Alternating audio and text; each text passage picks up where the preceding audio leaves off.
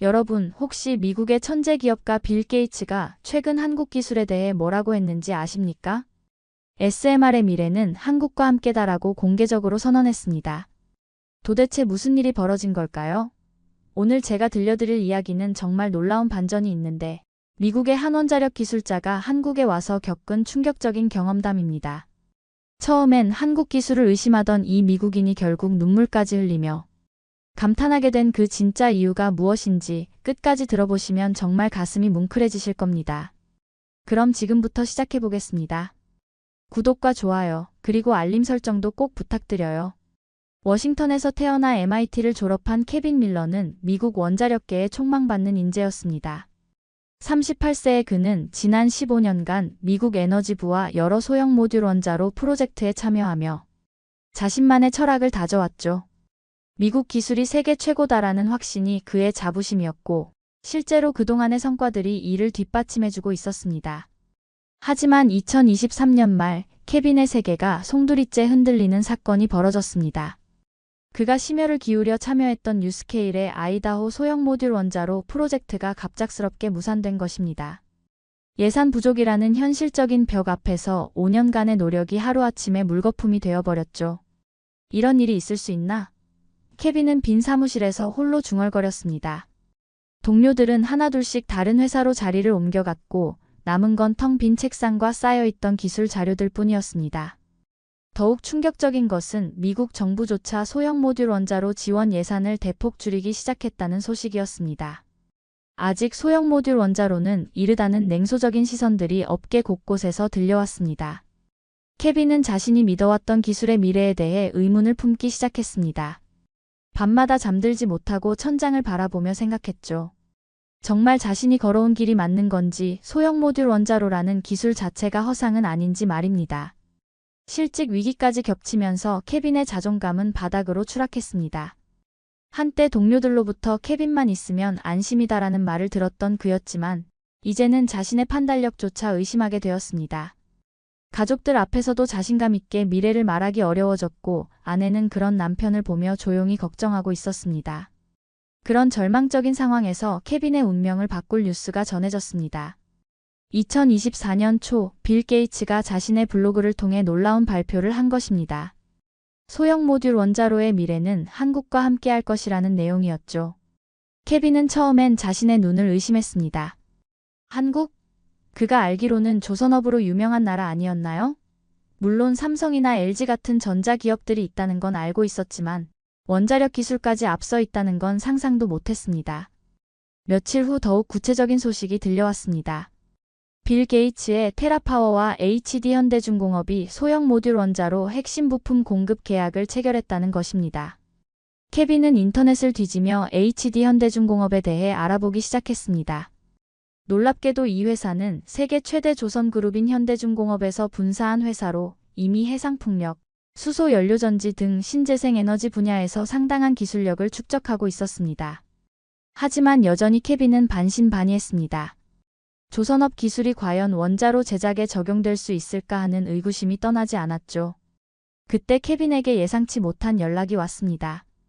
테라파워 측에서 한국의 파트너사와 기술 검토 회의에 참석해달라는 요청이었습니다. 실직 상태였던 케빈에게는 반가운 소식이었지만 동시에 복잡한 심정이었습니다. 정말 한국 기술이 우리보다 나을까? 케빈은 의문을 품으면서도 한편으로는 호기심이 생겼습니다.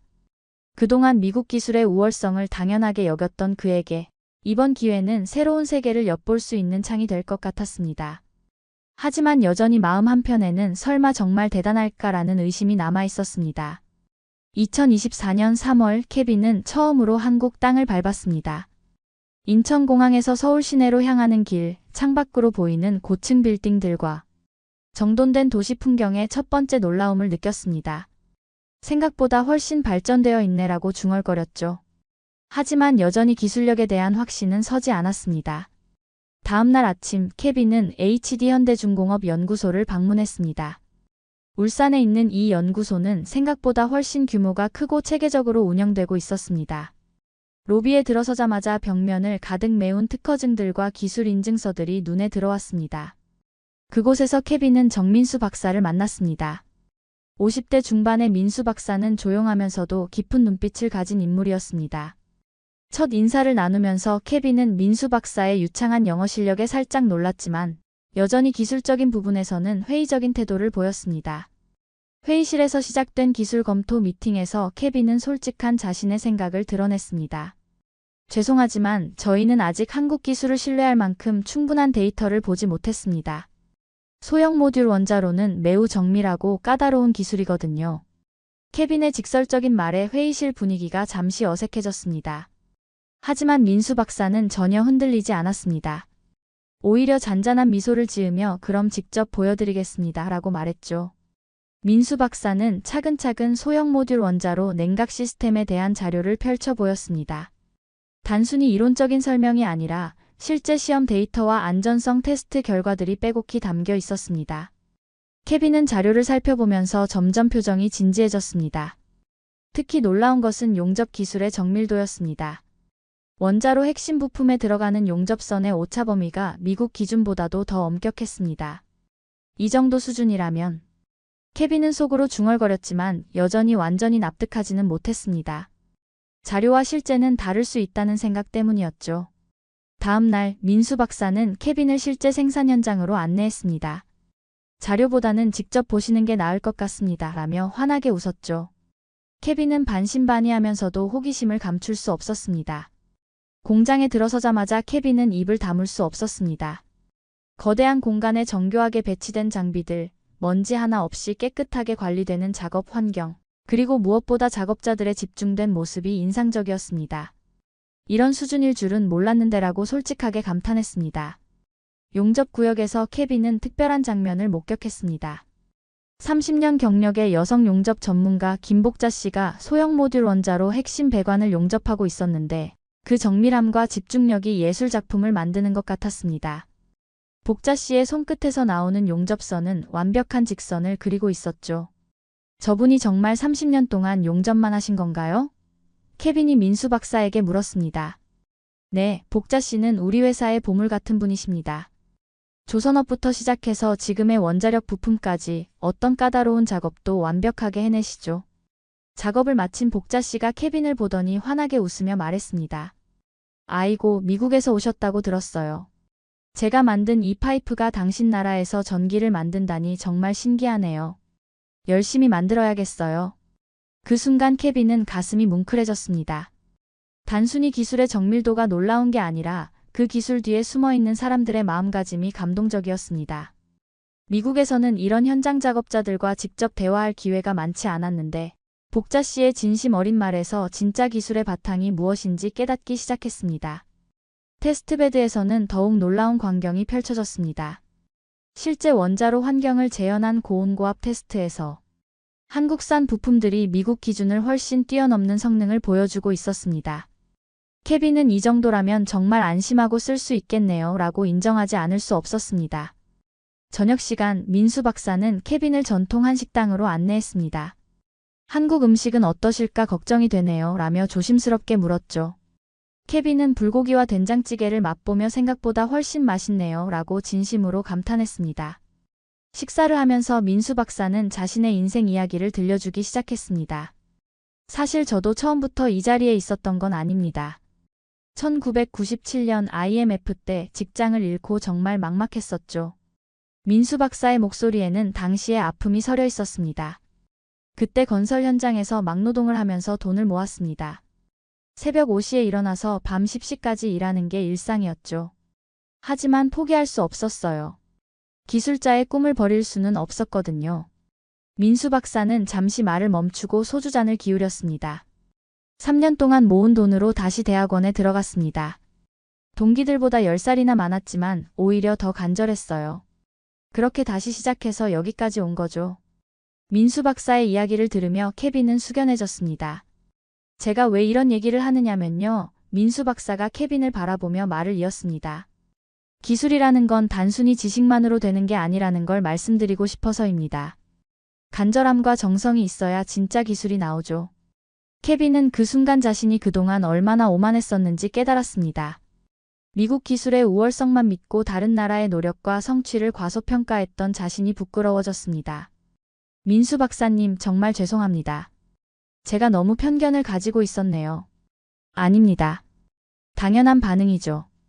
저희도 처음엔 미국 기술자들이 인정해줄까 걱정이 많았거든요. 민수 박사는 따뜻하게 웃으며 말했습니다.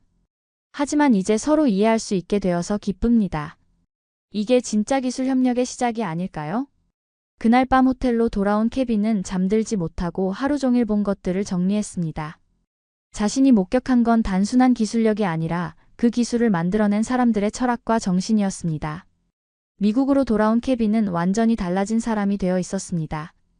테라파워에서 요청한 한국기술 평가 보고서를 작성하면서 그는 자신이 본 모든 것을 솔직하게 기록했습니다.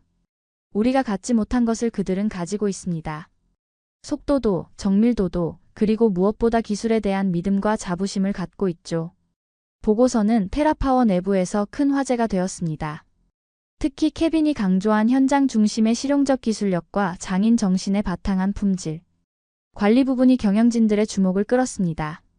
며칠 후 놀라운 소식이 전해졌습니다.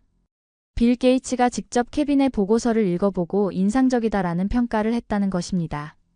그런데 여기서 케빈조차 예상하지 못한 큰 반전이 일어났습니다. 한국의 기술력이 생각보다 훨씬 광범위하다는 사실이 드러나기 시작한 것입니다. HD 현대중공업뿐만 아니라 삼성물산, 현대건설까지도 동유럽과 영국의 소형 모듈 원자로 수주전에 뛰어들고 있다는 소식이 들려왔습니다. 특히 충격적이었던 것은 루마니아 정부가 한국 컨소시엄을 소형 모듈 원자로 사업의 우선 협상 대상자로 선정했다는 뉴스였습니다. 이건 정말 예상하지 못했는데라고 케빈은 중얼거렸습니다. 한국이 단순히 부품 공급업체가 아니라 전체 프로젝트를 주도할 수 있는 기술력과 경험을 갖고 있다는 뜻이었거든요. 더욱 놀라운 것은 영국에서도 한국 기업들의 기술력을 주목하고 있다는 소식이었습니다. 영국 정부는 2030년대까지 소형 모듈 원자로 상용화를 목표로 하고 있는데 한국의 조선업 기술과 원자력 기술의 융합에 큰 관심을 보이고 있었습니다. 케빈은 이제야 깨달았습니다. 자신이 한국에서 본 것은 빙산의 일각이었을 뿐이라는 걸 말이죠.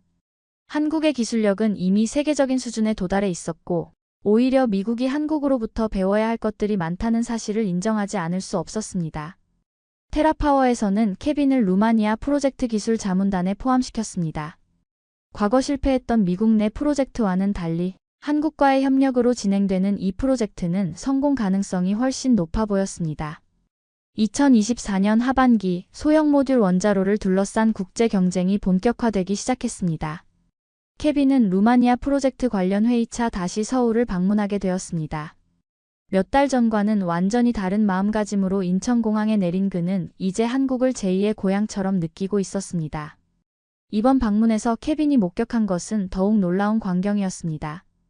HD 현대중공업은 물론이고 삼성물산, 현대건설까지 합류한 한국 컨소시엄이 글로벌 소형 모듈 원자로 시장을 주도하고 있었습니다. 특히 삼성물산의 프로젝트 관리 능력과 현대건설의 대형 건설 경험이 결합되면서 다른 어떤 나라도 따라올 수 없는 경쟁력을 갖추게 되었습니다. 민수 박사와의 재회에서 케빈은 더욱 구체적인 현황을 들을 수 있었습니다. 이제 우리는 단순히 부품을 공급하는 게 아니라 설계부터 건설, 운영까지 전체 밸류체인을 담당할 수 있게 되었습니다. 라고 민수 박사는 자랑스럽게 말했죠. 실제로 루마니아 프로젝트에서 한국 컨소시엄은 놀라운 제안을 내놓았습니다. 기존의 대형 원자로 대비 50% 이상 공기를 단축할 수 있고 안전성은 훨씬 높일 수 있다는 것이었습니다. 이는 조선업에서 축적한 모듈화 기술과 정밀 제작 능력이 원자력 분야에 완벽하게 적용된 결과였습니다. 영국에서도 긍정적인 소식이 들려왔습니다. 영국 정부가 한국의 소형 모듈 원자로 기술을 게임 체인저라고 평가하며 정식 파트너십을 제안해왔다는 것입니다. 케빈은 정말 상황이 완전히 바뀌었네요 라고 감탄했습니다. 하지만 가장 인상적이었던 것은 한국 기업들의 자세였습니다. 갑작스럽게 찾아온 성공에 우쭐하지 않고 오히려 더욱 신중하고 겸손한 모습을 보이고 있었습니다. 아직 시작일 뿐입니다. 실제로 성공적인 운영까지 해야 진짜 인정받는 거죠 라고 민수 박사는 말했습니다. 케빈은 이런 한국인들의 마인드에서 진정한 리더십을 발견했습니다. 성과에 안주하지 않고 끊임없이 발전하려는 자세, 그리고 책임감을 갖고 일을 추진하는 모습에서 왜 한국이 이렇게 빠르게 성장할 수 있었는지 이해할 수 있었습니다.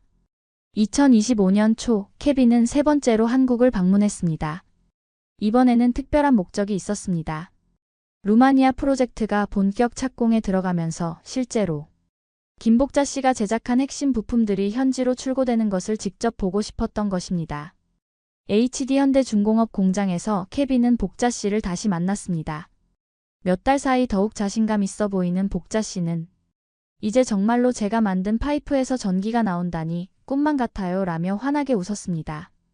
복자 씨, 이번엔 진짜로 당신이 만든 파이프에서 전기가 나와요. 루마니아 사람들이 당신 덕분에 안전하고 깨끗한 전기를 쓸 수 있게 될 겁니다. 케빈은 진심을 담아 말하며 깊이 고개를 숙였습니다. 그 순간 복자 씨의 눈에 눈물이 맺혔습니다. 아이고, 외국 기술자분이 저한테 이렇게 말씀해 주시니 정말 고맙네요. 더욱 열심히 해야겠어요. 케빈 역시 뭉클해져서 말을 잇지 못했습니다. 민수 박사는 케빈의 어깨에 손을 올리며 말했습니다. 케빈 씨 덕분에 저희도 큰 용기를 얻었습니다. 처음엔 미국 기술자들이 인정해줄까 걱정했는데 케빈 씨가 우리 기술을 믿고 지지해 주셔서 정말 감사했어요. 출고식에서 케빈은 짧은 축사를 했습니다. 몇 년 전만 해도 저는 미국 기술만이 최고라고 생각했습니다. 하지만 한국에 와서 깨달았습니다. 진정한 기술은 국경이 없다는 것을, 그리고 기술의 진짜 힘은 그것을 만드는 사람들의 마음에서 나온다는 것을 말입니다. 케빈은 계속해서 말했습니다. 앞으로 미국과 한국이 함께 만들어갈 소형 모듈. 원자로가 전 세계에 깨끗하고 안전한 에너지를 공급할 수 있기를 바랍니다.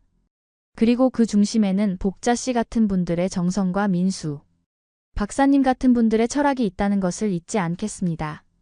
박수가 터져나왔고 케빈은 자신도 모르게 눈시울이 붉어졌습니다. 이제 그에게 한국은 단순한 파트너 국가가 아니라 함께 꿈을 이루어 나가는 동반자가 되어 있었습니다. 그날 저녁 민수 박사와 마지막 만찬을 하면서 케빈은 솔직한 심정을 털어놓았습니다. 처음 한국에 왔을 때는 정말 회의적이었어요. 하지만 이제는 확신합니다. 한국의 기술력은 세계 최고 수준이고 더 중요한 것은 그 기술을 대하는 한국인들의 마음가짐이라는 걸 깨달았죠.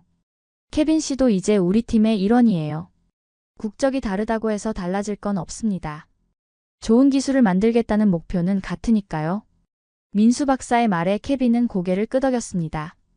미국으로 돌아가는 비행기 안에서 케빈은 창밖의 서울 야경을 바라보며 생각에 잠겼습니다.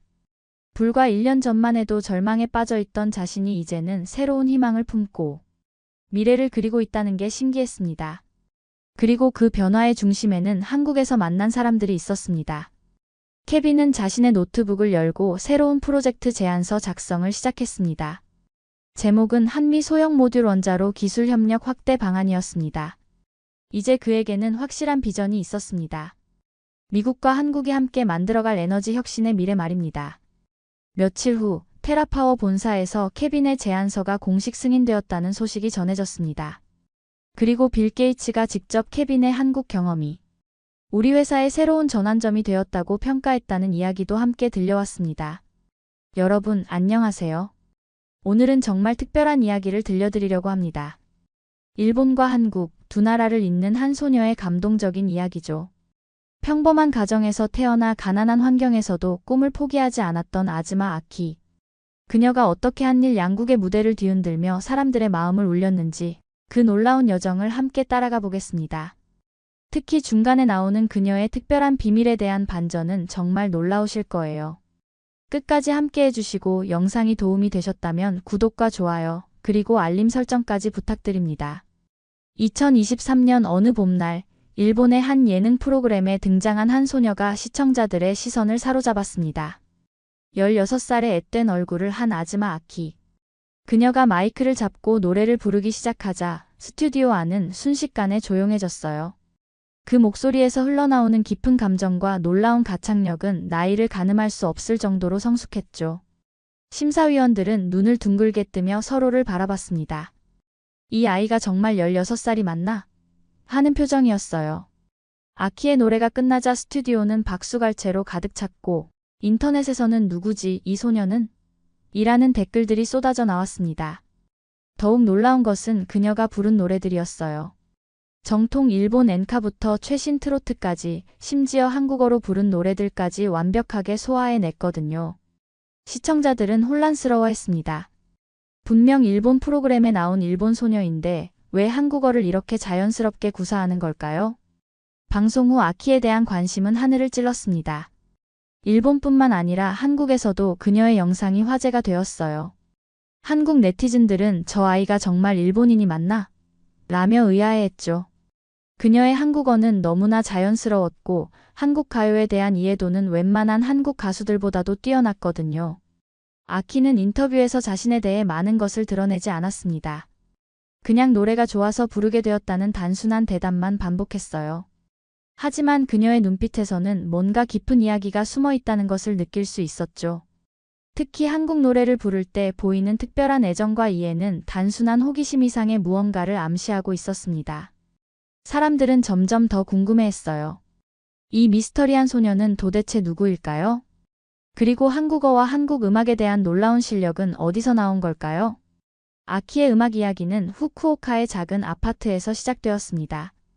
3살 때 처음 노래방에 갔던 날을 아키는 지금도 생생히 기억하고 있어요. 어머니의 손을 잡고 들어간 노래방에서 마이크를 처음 잡았을 때의 떨림, 그리고 자신의 목소리가 스피커를 통해 울려 퍼졌을 때의 신기함을 말이죠. 그때는 정말 신기했어요. 내 목소리가 이렇게 크게 들릴 수 있다는 게. 아키는 훗날 인터뷰에서 이렇게 회상했습니다. 그날 이후 아키는 노래방이 있는 곳이라면 어디든 따라가려 했어요. 부모님들도 딸의 음악에 대한 열정을 보며 놀라워했죠. 4살이 되던 해 지역 가요제에 참가한 아키는 최연소 우승이라는 놀라운 기록을 세웠습니다. 무대에 올라선 작은 체구의 아키를 보며 관객들은 처음에는 귀엽다는 반응이었어요. 하지만 그녀가 노래를 부르기 시작하자 분위기는 완전히 달라졌죠. 어른들도 쉽게 부르기 어려운 고난도 곡을 완벽하게 소화해낸 아키를 보며 모든 사람들이 입을 다물지 못했습니다. 유치원에 다니면서부터 아키는 특별한 활동을 시작했어요. 주말마다 병원과 양로원을 찾아가 어르신들을 위한 위문 공연을 하기 시작한 거죠. 처음에는 부모님의 제안이었지만 아키는 금세 이 활동에 푹 빠져들었습니다. 할머니, 할아버지들이 제 노래를 들으시면서 눈물을 흘리실 때가 있어요. 그럴 때 정말 뿌듯해져요. 양로원에서의 공연은 아키에게 특별한 의미가 있었습니다. 어르신들은 아키의 노래를 들으며 자신들의 젊은 시절을 떠올렸고 아키는 그분들의 눈빛에서 음악이 가진 진정한 힘을 깨달았어요. 노래는 단순히 소리가 아니라 마음과 마음을 잇는 다리 역할을 한다는 것을 말이죠. 그런데 이때부터 아키에게는 한 가지 특별한 변화가 생겼습니다. 한국 노래에 대한 남다른 관심과 애정이 싹트기 시작한 거예요. 아키가 초등학교에 입학하면서 그녀의 음악적 재능은 더욱 두드러지기 시작했습니다. 특히 놀라운 것은 한국 음악에 대한 그녀의 특별한 감각이었어요. 처음에는 단순히 케이팝에 관심을 보이는 정도였지만 점점 전통 트로트와 한국 가요에까지 관심을 넓혀갔죠. 아키는 혼자서 한국어를 공부하기 시작했습니다. 인터넷 강의를 들으며 기초부터 차근차근 배워나갔어요. 부모님들은 딸의 이런 열정을 신기하게 바라봤습니다. 왜 하필 한국어를 배우고 싶어 하는 걸까? 하는 의문이 있었지만 아키의 강한 의지를 꺾을 수는 없었죠. 한국어 실력이 늘어가면서 아키는 한국 노래들을 더욱 깊이 이해할 수 있게 되었습니다. 단순히 멜로디를 따라 부르는 것이 아니라 가사의 의미까지 완전히 파악하고 감정을 담아 부를 수 있게 된 거예요. 이런 실력은 주변 사람들을 놀라게 했습니다. 학교에서 열린 장기자랑 대회에서 아키는 한국의 유명한 트로트 곡을 선보였습니다. 완벽한 한국어 발음과 트로트 특유의 창법까지 구사하는 아키의 모습에 선생님들과 학생들은 입을 다물지 못했어요. 정말 일본 아이가 맞나? 라는 반응이 나올 정도였죠. 이 무대를 계기로 아키는 지역에서 작은 유명인이 되었습니다. 여러 행사에서 공연 요청이 들어왔고 특히 한국 문화 관련 행사에서는 빠질 수 없는 존재가 되었어요. 하지만 아키 자신도 왜 자신이 한국 음악에 이렇게 끌리는지 정확한 이유를 알지 못했습니다. 그냥 마음속 깊은 곳에서 울려나오는 무언가가 있었을 뿐이었죠. 중학교에 올라가면서 아키의 꿈은 더욱 구체화되었습니다. 단순히 노래를 잘 부르는 것을 넘어서 한국과 일본을 잇는 가수가 되고 싶다는 생각이 들었어요. 하지만 그 길이 얼마나 험난할지는 아직 몰랐습니다. 2022년 일본에서 트롯 걸즈 재팬이라는 오디션 프로그램이 시작되었습니다. 한국의 인기 장르인 트로트를 일본에서도 선보이겠다는 야심찬 기획이었어요. 아키는 이 소식을 들었을 때 가슴이 뛰었습니다. 드디어 자신이 그동안 연습해온 한국 노래들을 정식 무대에서 선보일 기회가 온 거였죠.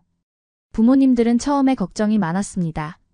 아직 어린 딸이 치열한 경쟁의 무대에 나서는 것이 과연 옳은 일인지 의문이었어요. 하지만 아키는 확신에 차 있었습니다.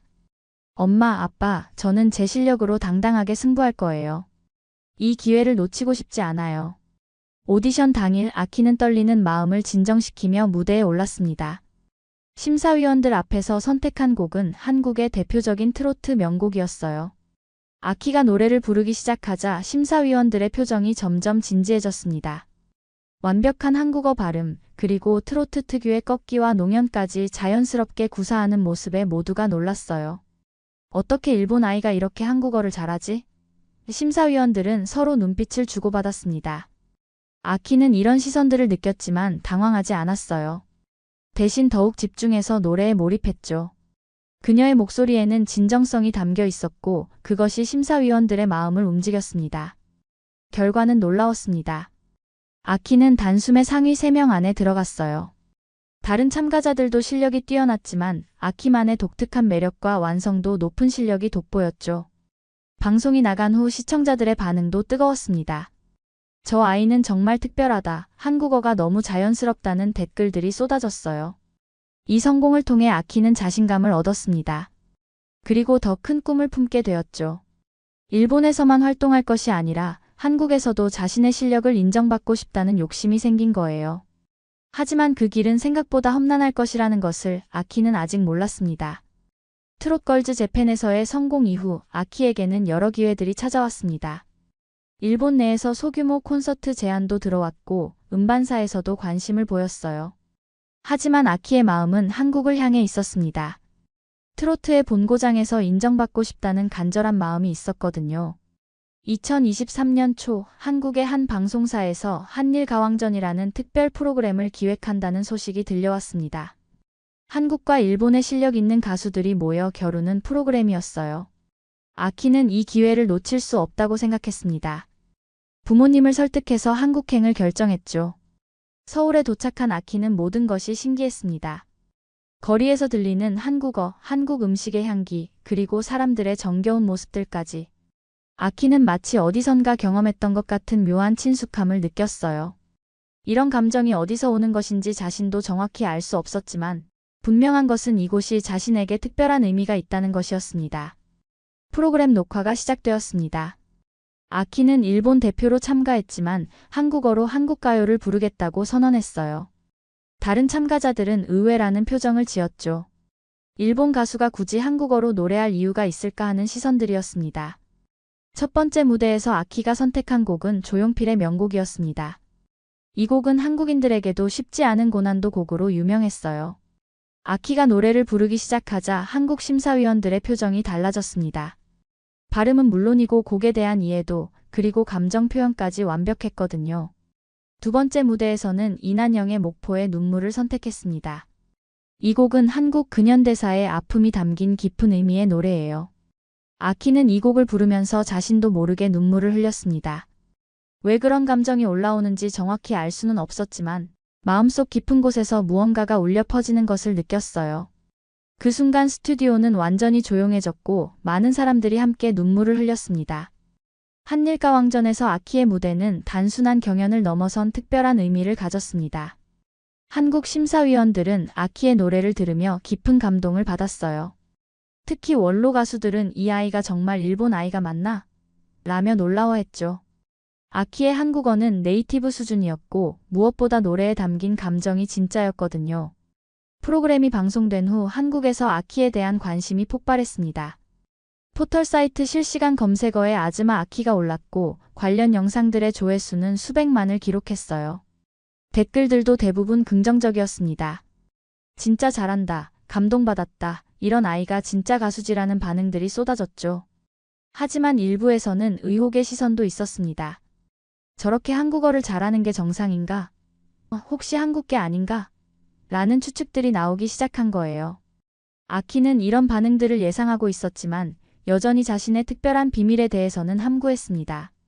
때가 되면 자연스럽게 밝혀질 것이라고 생각했거든요. 그런데 한 예능 프로그램에 출연했을 때 아키에게 예상치 못한 질문이 날아왔습니다. 아키 씨, 혹시 한국과 특별한 인연이 있나요? MC의 질문에 아키는 잠깐 당황했어요. 하지만 곧 밝은 미소를 지으며 답했습니다. 특별한 인연이라기보다는 그냥 한국 음악이 너무 좋아서 열심히 공부했어요. 이때 아키가 보여준 자기소개가 큰 화제가 되었습니다. 안녕하세요. 아줌마 아니고 아즈마 아키입니다. 이 유쾌한 멘트는 한국 시청자들에게 큰 웃음을 주었고 아키만의 캐치프레이즈가 되었어요. 사람들은 아키의 순수하고 밝은 성격을 보며 더욱 호감을 느꼈습니다. 아키의 인기는 계속 상승했습니다. 한국의 여러 방송사에서 출연 제안이 들어왔고 팬클럽도 생겼어요. 한국 팬들은 아키를 우리의 아키라고 부르며 애정을 표현했습니다. 일본 국적이지만 마음만큼은 한국과 함께한다고 느꼈던 거죠. 아키 역시 이런 사랑에 보답하기 위해 더욱 열심히 노래 연습에 매진했습니다. 아키의 진가는 특별한 무대에서 빛을 발했습니다. 한 방송사에서 기획한 추억의 무대 코너에서 아키는 어느 60대 노부부 이야기라는 곡을 선택했어요. 이 곡은 평생을 함께한 부부의 사랑 이야기를 담은 감동적인 노래였습니다. 아키는 이 곡을 부르면서 자신의 부모님과 할머니, 할아버지를 떠올렸어요. 무대 위에서 아키의 목소리는 특별했습니다. 16살 소녀의 목소리라고는 믿기 어려울 정도로 깊은 감정이 담겨 있었어요. 관객들은 아키의 노래를 들으며 자신들의 인생을 되돌아봤습니다. 젊은 시절의 사랑, 가족과의 추억, 그리고 세월의 무게까지. 아키의 노래는 단순히 음성이 아니라 마음의 메시지였거든요. 두 번째 무대에서 아키가 선택한 곡은 3집 아기였습니다. 이 노래를 부르면서 아키는 자신도 모르게 깊은 감정에 빠져들었어요. 마치 자신의 이야기를 하는 것 같은 느낌이 들었거든요. 고향에 대한 그리움, 가족에 대한 사랑, 그리고 뭔가 설명할 수 없는 애틋함이 노래와 함께 흘러나왔습니다. 아키의 눈에서는 진짜 눈물이 흘렀고 그것을 본 관객들도 함께 울었어요. 세 번째 무대는 비 내리는 영동교였습니다. 이 곡을 부르는 아키의 모습에서 사람들은 뭔가 특별한 것을 느꼈어요. 단순히 노래를 잘 부르는 것이 아니라 곡에 담긴 정서를 완벽하게 이해하고 표현하고 있었거든요. 마치 그 노래 속 주인공이 된 것처럼 말이죠. 특히 이별의 아픔을 표현하는 부분에서는 관객들도 함께 가슴이 먹먹해졌습니다. 방송 후 시청자들의 반응은 폭발적이었습니다. 진짜 감동받았다. 어떻게 저런 나이에 저런 감정을 표현할 수 있지? 아키는 정말 천재다라는 댓글들이 쏟아졌어요. 아키의 무대 영상은 SNS에서 빠르게 퍼져나갔고 한국뿐만 아니라 일본에서도 화제가 되었습니다. 아키는 인터뷰에서 자신의 음악관에 대해 이야기했습니다.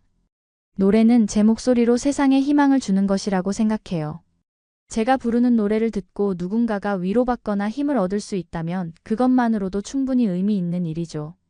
이런 진정성 있는 마음가짐이 아키의 노래를 더욱 특별하게 만들었습니다. 2024년 봄, 아키는 마침내 자신의 특별한 비밀에 대해 공개하기로 결심했습니다. 그동안 많은 사람들이 궁금해했던 그녀의 놀라운 한국어 실력과 한국 음악에 대한 깊은 이해의 비밀을 말이죠. 사실 아키에게는 어릴 때부터 특별한 능력이 있었습니다. 언어에 대한 천부적인 재능과 음악적 감수성이 그것이었어요. 아키가 자신의 비밀을 밝힌 특별 방송에서 많은 사람들이 놀랐습니다. 그녀는 단순히 한국 문화를 좋아해서 독학으로 한국어를 배운 것이 아니었어요. 아키에게는 다른 언어와 문화를 빠르게 흡수하고 자신의 것으로 만드는 특별한 재능이 있었던 겁니다. 이런 능력 덕분에 한국어뿐만 아니라 한국 음악의 정서까지도 완벽하게 이해할 수 있었던 거죠. 반응은 예상과 달랐어요. 그래서 그렇게 한국어를 잘했구나. 더욱 대단하다. 진짜 천재 아이다라는 응원의 메시지들이 쏟아졌습니다. 사람들은 아키가 그동안 보여준 진정성을 이미 알고 있었고 그녀의 특별한 재능보다는 음악에 대한 열정과 노력을 더 중요하게 생각했던 거죠. 부모님들도 딸의 결정을 지지해 주었습니다. 아키야, 네가 당당하게 내 재능을 밝힐 수 있을 만큼 실력을 쌓았구나. 우리가 자랑스럽다. 부모님의 이 말을 들으며 아키는 비로소 마음의 짐을 덜 수 있었어요.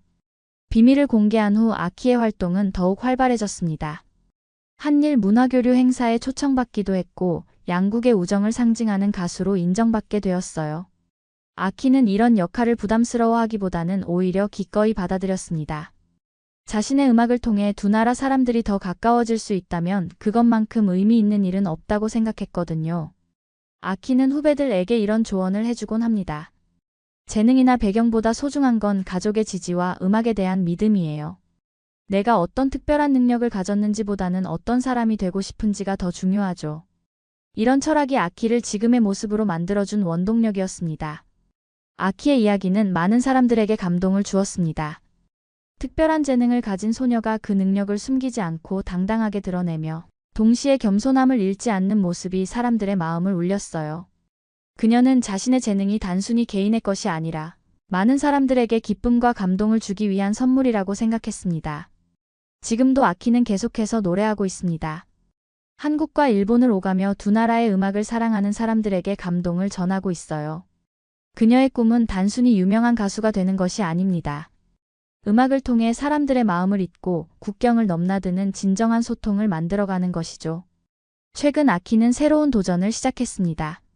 한국과 일본의 전통 음악을 현대적으로 재해석하는 프로젝트를 진행하고 있어요.